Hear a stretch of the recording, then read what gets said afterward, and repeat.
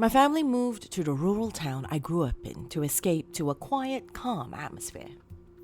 Acres of land separated the neighbors' houses from each other.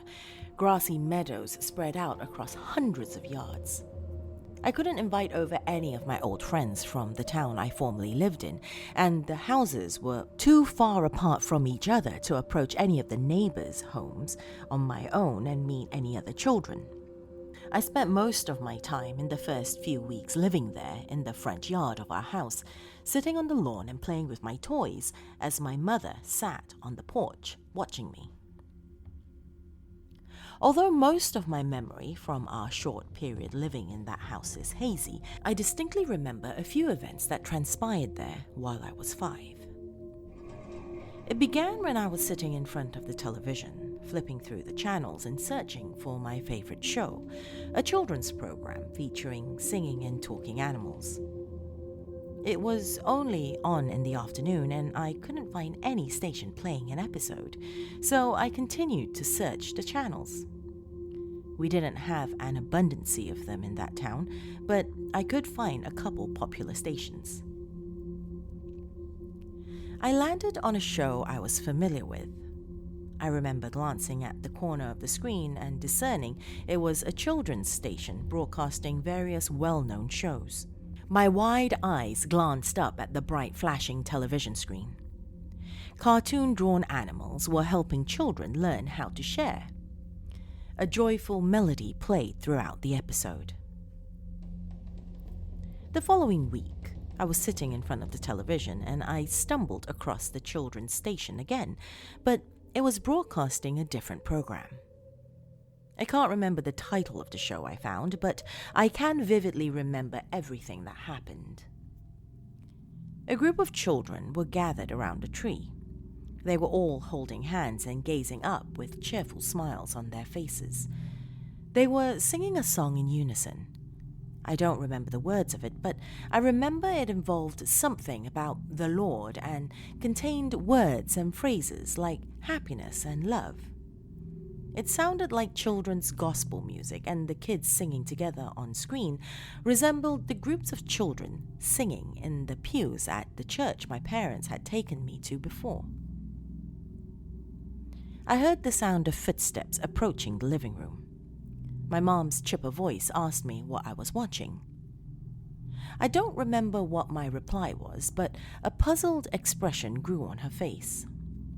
She announced that lunch was ready and gestured me to the kitchen. A short while after, I stumbled upon the show again. Something immediately began to unsettle me as I watched it. There wasn't anything overtly strange about it, but something seemed wrong. I began to feel anxious, and a familiar lump grew in my throat, accompanied by a knot in my stomach that grew whenever I was nervous about a situation at school or with my friends. But the uneasiness developed into something I hadn't recalled feeling before, like I was watching something I wasn't supposed to be seeing. A voice narrated the importance of sharing, and the camera focused on a group of children sitting on a carpeted floor, toys spread out before them. The film appeared to be of poor quality, and intermittent bursts of static distorted the screen. 3 of the children sat in a circle playing with alphabet blocks, and 2 girls talked to a doll about the size of a baby, with medium-length blonde hair and a pink shirt and denim jeans. Another group of children were filling in coloring books at a table. The girls were acting out some sort of story with the doll. It seemed like a normal game a child would play with their dolls, but every so often, between their sentences, I heard something that didn't sound right, like a strange word or phrase. I can't remember what they were saying, but I remember feeling disquieted.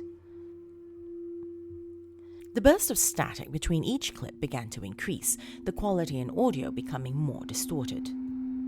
It only lasted a fraction of a second, but I caught a glimpse of an image flashing across during each interruption.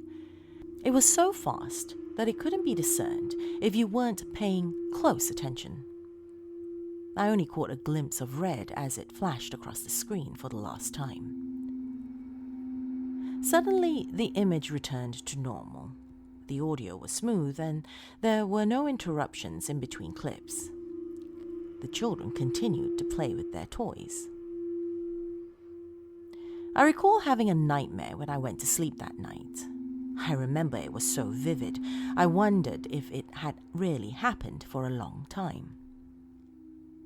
I was playing in a playground that I remembered visiting in my old town. I ran around under the warm sun.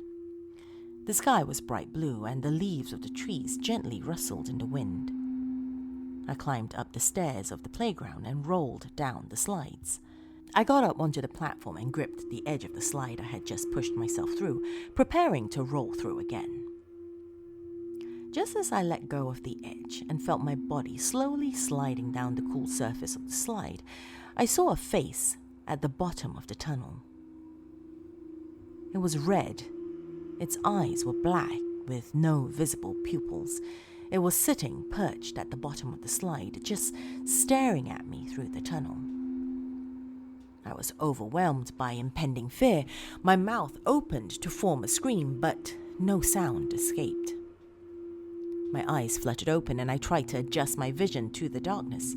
I was in my room, in my bed, underneath the princess-themed comforter. The red illuminated digits on my alarm clock read 3:34 a.m. My body was drenched with cold sweat and my face was stained with tears.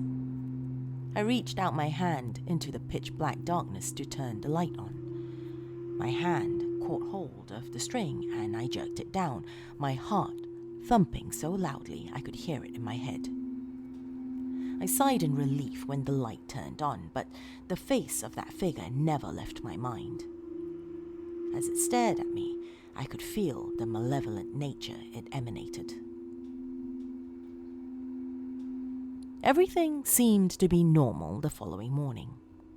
Our neighbors visited for the first time, and we sat down for lunch together at the table as they asked me questions about school and my favorite toys and movies and television shows. My mom explained that I hadn't begun preschool yet. She was planning on finding a school soon, and they had a conversation about local places. After the guests left, the show started airing when I turned on the television. The same group of children were playing a game of hide and seek, and the camera was following them. A song was playing in the background, an animated and whimsical tune. The camera followed their steps as they ran through doors, hid behind corners, crawled through tight spaces, and crouched behind furniture. A boy leaned against a wall and covered his eyes with his hands. He began to count to 30. A young girl with brown hair pulled back into a ponytail wandered down a long hallway. All of a sudden, her movements became very slow and the music ceased. There was a deafening silence, and you couldn't even hear the sound of her footsteps.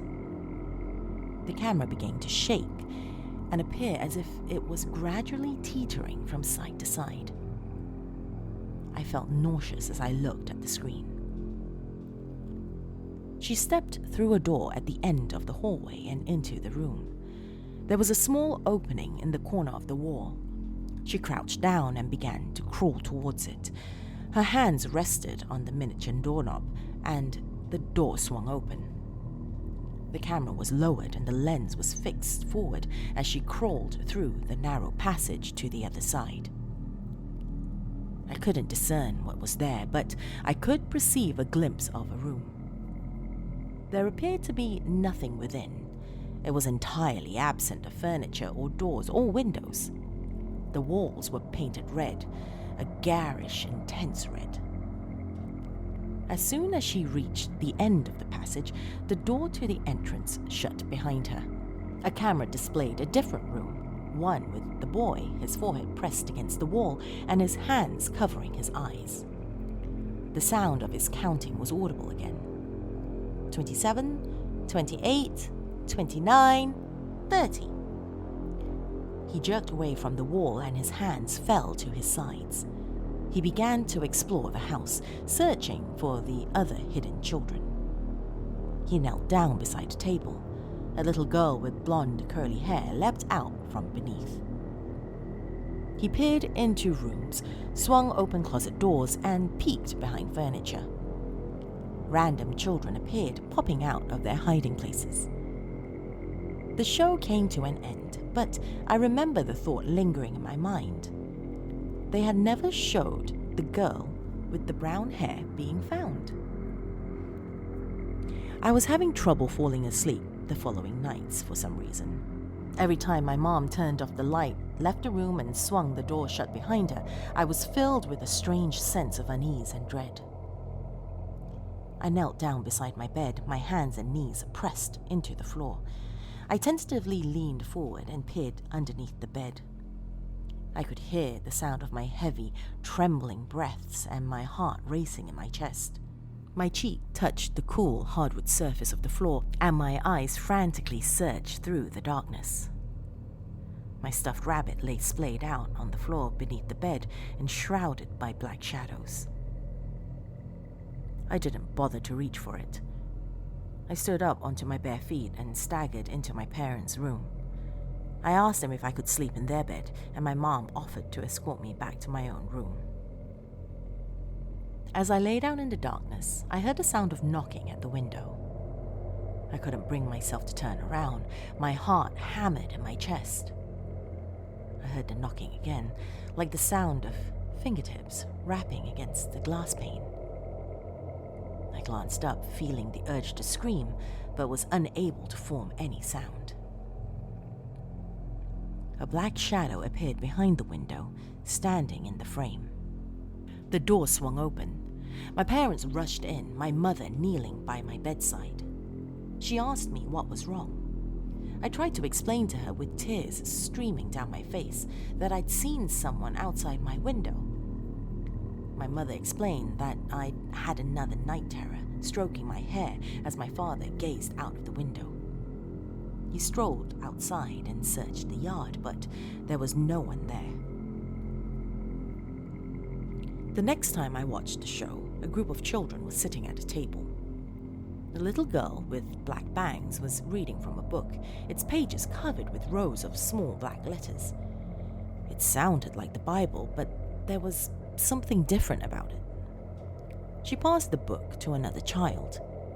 As the boy began to read, the sense of uneasiness in my stomach increased. The words resembled the passages of the Bible, but there was something aberrant about them. There were subtle nuances and deviations. In the scene that followed, the same group of children were sitting in a classroom. Their glances were fixed ahead in their seats. A faint, dull voice spoke in the background. Underneath it, I could hear this weeping sound. As the disembodied voice continued to deliver their speech to the class, it grew louder into a ceaseless wailing noise. I could hear the sound of pounding and banging. Images flashed across the screen for a brief second in between the tape of school children sitting at their seats. I couldn't discern the contents of all the pictures, but as they reappeared, I caught a glimpse of an image of a hand appearing to belong to a child, the wailing noise growing louder in the background. The hand reached up from an outstretched arm, fingertips scraping the wall, scraps of paint peeling off. A schoolgirl in one of the desks stood up from her seat and approached the front of the classroom with unsteady footsteps. She knelt over and vomited onto the floor. A stream of yellowish liquid emerged from her mouth and propelled towards the ground. The tape ended and the regular broadcast on the station resumed. I woke up the next morning to dissonant voices outside and the sound of my mother sobbing.